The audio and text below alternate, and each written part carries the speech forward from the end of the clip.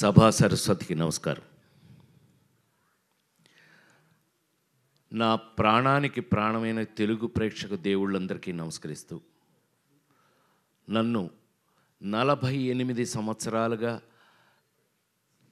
Cinema ఇండస్ట్రీలోనే ఉండడానికి కారణమైనటువంటి నా ప్రెస్ సోదరులందరికీ హాయ్ హాయ్ చెప్తూ, ఎందుకంటే అంత బ్యాచ్ మారిపోయింది, యంగ్స్టర్స్ వచ్చేసారు ఎక్కువ. ఇట్టండి ముసలోడు ఎవడు తప్ప 30 ఏళ్ళ నుంచి కలిసే ఉన్నాం లేరా మనం. ఇవాళ యాక్చువల్గా భలే అవకాశం దొరికింది. నా స్వామి రంగ ఇంతకాలానికి మా స్వామి దొరికాడు. ఈయన స్వామి స్వామి అని పిలిచేవాళ్ళం.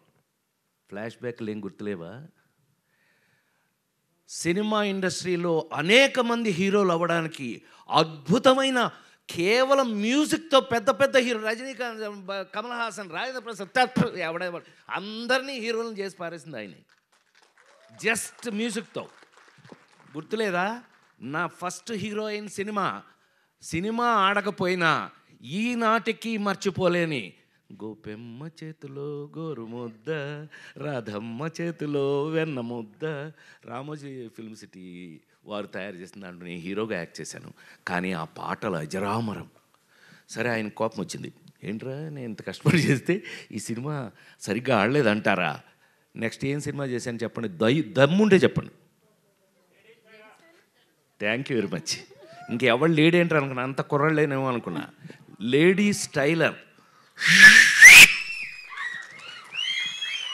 నా జన్మలో ఈ రోజున వారి ముందు చెప్తున్నాను, నేను నాకు అవకాశం దొరికింది అందుకని చెప్తున్నా. ఈ అవకాశం ఆయనతో రాదు మాకెప్పుడు.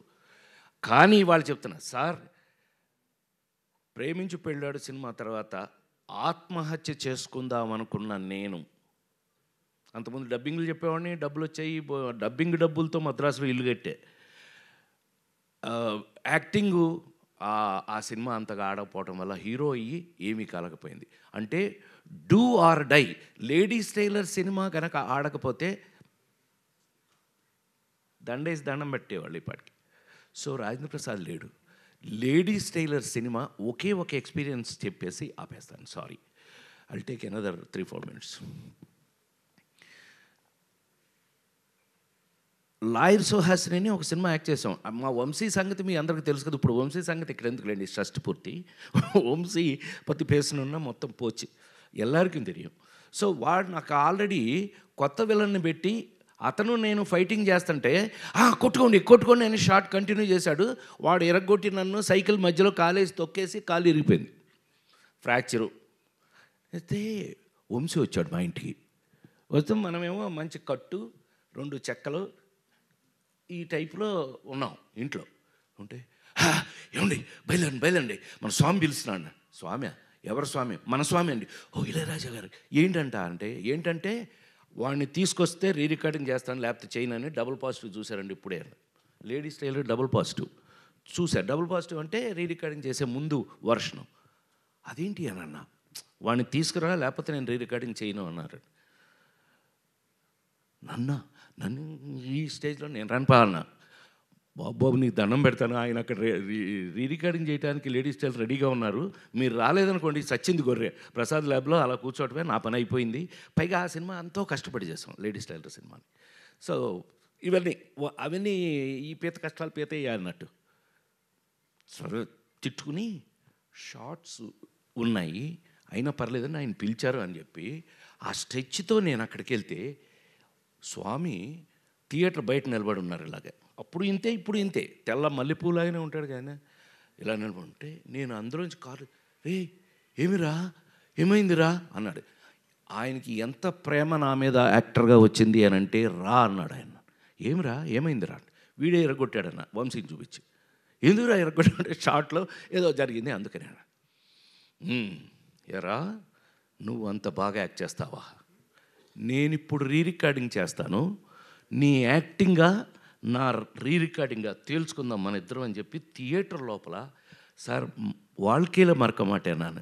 எனக்கு ஒரு స్టూల్ పోట్టి నాకు ఒక స్టూల్ వేసి ఆ ఎదురుగా ఉన్న మ్యూజిక్ బోర్డు ఎదురుగా స్టూల్ వేసి సోఫాలో కూర్చో ఇక్కడ అని చెప్పి కాలు దాని మీద పెట్టించి 3 రోజుల పాటు లేడీస్ టైలర్ రికార్డింగ్ చేశారు సార్.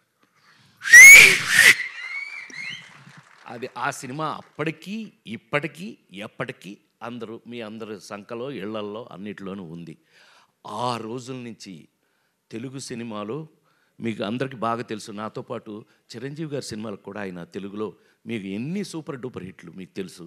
అలాంటి మా స్వామి ఇంతకాలానికి మళ్ళీ షష్ఠి పూర్తి, నాకే షష్ఠి పూర్తి, నేను షష్ఠి పూర్తి నిజ జీవితంలో మెల్లిగా ఎస్కేప్ అయ్యా. 60 అప్పుడు తప్పించుకున్నా, ఎవరికి దొరకకుండా. నాకు అడిగి వెళ్ళదు 60 అప్పుడు నో షష్ఠి పూర్తి, నాకు షష్ఠి పూర్తి అంటారా పొరా నన్ను మా అబ్బాయిలు అడిగితే. చివరికి చూస్తే ఏంటంటే ఈ పవను ఈ రూపేష్ వీళ్ళు నన్ను వదల. చివరికి తెలుగు సంస్కృతి సంప్రదాయాలు ఉట్టిపడేటట్టుగా అద్భుతంగా కీరవాణి గారు పాట రాశారంటే మీకు అర్థమైపోవట్లే ఆ సినిమా ఎట్లా ఉంటుందని. ఎంత ఆశ్చర్యం వేసింది మాకు ఆయన్ని తీసుకెళ్ళి. ఆయన మీకు కీరవాణి గారికి మాకు ఉన్న అటాచ్మెంట్ ఏంటో తెలుసా? ఆయన 100వ సినిమా నా సొంత సినిమా. బాపు గారితో తీసిన రాంబంటి సినిమాకి నేను అనుకోకుండా వెళ్ళి, ఏమండి మీరు నాకు మహా ఇష్టం తెలుసు కదా, కేవి మహాదేవన్ గారు ఇళయరాజా గారు ఈజ్ ఈక్వల్ టు కీరవాణి గారు. సో ఆయన తీసుకెళ్ళి పెడితే అనుకోకుండా ఇది బాపు గారితో సినిమా అండి అని అంటే, అబ్బా థ్యాంక్ యూ, నాకో మంచి అవకాశం ఇచ్చారని. ఆయన నాతో అంటే ఏంటి సార్ భలే చెప్తారంటే, ఇలా కాంబినేషన్లో వారితో నేను 100వ సినిమా నా సొంత సినిమా చేయటం జరిగింది. అదొక అదృష్టం. సూపర్ డూపర్ హిట్స్ పాటలు అవి చేసాం. సో ఈవేళ ఈ విధంగా కలుసుకోవటం నాకైతే ఒళ్ళంతా రూపేష్ చెప్పినట్టుగానే 48 సంవత్సరాల సినిమాలు యాక్ట్ చేస్తున్నా కొన్ని ఎక్సైట్మెంట్లు మనం మారలేవు నాయన.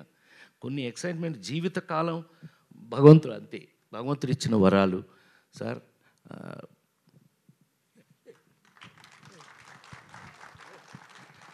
నిజంగా ఆయన ఎంత బాగా నా సినిమా అనేటప్పటికల్లా చెట్టు కింద ప్రేటర్లు మీరు ఎన్నో చూశారు, ఇంకా నేను ఇప్పుడు దాని గురించి చెప్పాల్సిన అవసరం లేదు.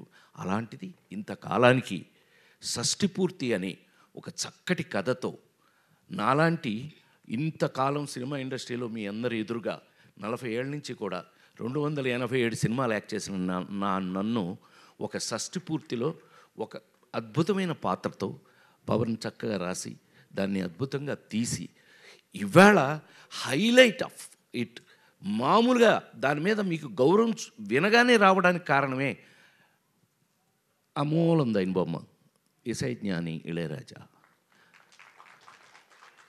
ఏమండి ఆయన పాట రాయటం నేనైతే ఆశ్చర్యపోయాను సార్. నిజంగా మీ పాట విని ఏంటి ఆయనే రాశారంటే, అరగంటలో రాశాడు మా చైతన్యకి నాకు లింక్ తెలుసు కదా, ఆ నలుగురు జన్మలో ఎవరో మర్చిపోలేని తెలుగు సినిమా. చైతన్య అదేంటి అని అంటే, అవునండి కూర్చొని రాశాడు ఆయన.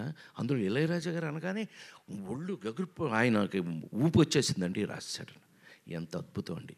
వీటన్నిటికీ మించి మాకు ఈ సినిమా చూస్తుంటేనే మీకు పెయింటింగ్ వేసినట్టుగా ఉంటుంది. పద్మశ్రీ తోట తరణి అన్నయ్య, ఈ అన్నయ్య మేమంతా బ్యాచ్లండి, మేమంతా బాగా చెప్పనులే, ఫ్లాష్ బ్యాక్ ఎందుకు చెప్తాను చెప్పను, మనం ఏవిఎంలో అట్లు అల్లరి చేసినంత చెప్తానండి. ఏవిఎం బ్యాచ్ సార్, ఇదెల్లా పెరియ బ్యాచ్. మేమంతా అన్నయ్య మంచిగా లేరారా బాబు, అంతా కలిసి ఇన్ని సంవత్సరాల నుంచి పనిచేస్తూ వాళ్ళ దగ్గర నాకున్న చనువు. ఈ సినిమా చూస్తే మీకు ఒక పెయింటింగ్ లాగా ఉంటుంది. అంత కారణం అన్నయ్య, ఆయన్ని తెచ్చుకున్నాం. ఎస్ అఫ్ కోర్స్ కెమెరా లేకపోతే నువ్వు నీ వర్క్ వాల్యూ తెలియాలంటే అక్కడే కదా. సో ఇన్ని క్వాలిటీస్తో రేపు మీకు రిలీజ్ కాబోయే ఈ సినిమా ఒక తెలుగు సినిమాకు కావలసినటువంటి అన్ని వాల్యూస్ ఉన్నాయని, అందులో మనం మిస్ కాకుండా ఇలాంటి లెజెండ్స్ని మనం పెట్టుకుని మళ్ళీ మన పాత రోజులు గుర్తు చేసుకున్నట్టుగా అనిపిస్తుంది నాకు. ఇంకా మీ ముందు పనిచేస్తున్నాను కాబట్టి నేను ఇంకా మీ అందరి ముందు కళాకారుడిగా చాలా కాలం ఉండాలంటే ఇలాంటి సినిమాల వల్లే అని మరొక్కసారి మనవి చేస్తూ, ఈ అవకాశం నాకు ఇచ్చిన ప్రతి ఒక్కరికి కూడా పేరు పేరున కృతజ్ఞతలు తెలియజేస్తూ, ఇళయరాజా గారు ఇంకా ఇంకొక 100 సినిమాలు చేయాలని నేను అనుకుంటున్నాను. ఆయన చేసేస్తాడు. ఆయన అసలు మీరు ఆయన చూస్తే లోపలికి వెళ్తే, థియేటర్ లోపలికి వెళ్తే రానివ్వరు, కానీ వెళ్తే చచ్చారే ఉచ్చబోసేయడమే మీ పని. ఇప్పటికీ అలాగే పనిచేస్తున్నారు ఆయన. కొన్ని ఎందుకని కొంతమంది అంతేనేమో, ఇంకా వాళ్ళని మనమేం మార్చలేము. వారితో ఇంకా పనిచేయటం, ఇంకా ముందు ముందు కూడా పనిచేస్తానని మరొక్కసారి నేను ఆ భగవంతుని ప్రార్థిస్తూ, ఈ అవకాశానికి డెఫినెట్గా ఈ సినిమాని మీరు చూడండి. మీకు కావలసిన మా అమ్మాయి చెప్పినట్టుగా మీకు కావలసిన అన్ని విషయాలు ఇందులో ఉన్నాయి. సెంటిమెంట్, తెలుగుతనం, తెలుగు మళ్ళీ ఒక మంచి సినిమా, తెలుగు సినిమా చూసామన్న ఫీలింగ్ మీకు కలుగుతుందని మరొక్కసారి మనవి చేస్తూ సెలవు తీసుకున్నాను. నమస్కారం. థ్యాంక్ యూ రాజేంద్ర ప్రసాద్ గారు, thank you so much. And నా ఇందాక నుంచి ఇళయరాజా గారిని చూస్తుంటే మొత్తం అన్ని పాటల మీద పాటలు వస్తూనే ఉన్నాయండి. ఆకాశం ఏనాటిదో దగ్గర మొదలు పెడితే మిన్నేటి సూర్యుడు కానీ, అందాలలో కానీ, అంజలి అంజలి కానీ, బోటనీ పాఠం కానీ, ఆయన పాట ఇస్తే అది అద్భుతమే. అది 10 ఏళ్ళు కాదు, 100 ఏళ్ళు కాదు, 1000 ఏళ్ళు కాదు, సంగీతం ఉన్నంతకాలం, పాట ఉన్నంతకాలం మన మనసుల్ని పరవశింప చేస్తూనే ఉంటుంది. ఇందాకే చెప్పాను, సంగీతం అన్న ప్రపంచంలో పాట అన్న సింహాసనాన్ని వేసుకొని రాజా గారు రాజాలాగే కూర్చొని ఈ సంగీత ప్రపంచాన్ని ఏలుతున్నారు అని చెప్పి ఆలస్యం చేయకుండా నేను ఇళయరాజా గారిని మాట్లాడవలసిందిగా కోరుకుంటున్నాము. మీ మాటలు వినడానికి మేము అందరం వెయిట్ చేస్తున్నాం సార్. మాట్లాడాలా? ఈ ఏజ్లో కూడా ఇలా చేస్తున్నారే, చేయకూడదే, ఇలా చేస్తున్నారే అంటున్నారు. ఈ ఏజ్లో చేయకూడదే, ఎలా చేస్తున్నారు అని అడిగితే పర్వాలేదు. చేస్తున్నారే, ఈ రోజులో కూడా చేస్తున్నారు అంటే చేయకూడదా?